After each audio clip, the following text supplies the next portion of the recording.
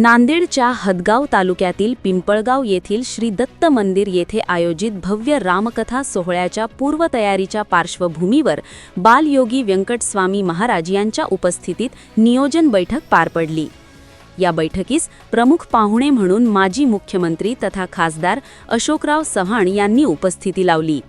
गतवर्षीप्रमाणे यंदाही श्री रामकथा, श्री 108 कुंडी दत्त याग महायज्ञ व नामसंकीर्तन सोहळा मोठ्या भक्तिभावात पार पाडण्याचा निर्धार यावेळी व्यक्त करण्यात आला।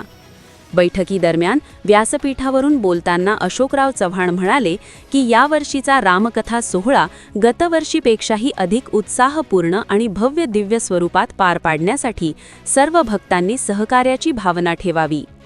यावेळी आमदार बाबूराव कदम कोहळीकर, नांदेड जिल्हा परिषदेच्या मुख्य कार्यकारी अधिकारी मेघना कावली, उपविभागीय पोलीस अधिकारी पाटील, उपविभागीय अधिकारी कांबळे, तहसीलदार तसेच विविध विभागांचे अधिकारी, कर्मचारी, राजकीय पदाधिकारी व भाविक मोठ्या संख्येने उपस्थित होते।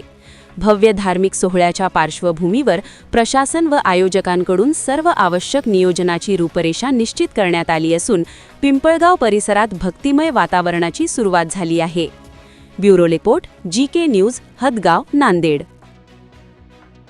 तुम्ही पाहत आहात महाराष्ट्राच्या कुशीतलं GK न्यूज मराठी, सात जनतेची, भूमी महाराष्ट्राची।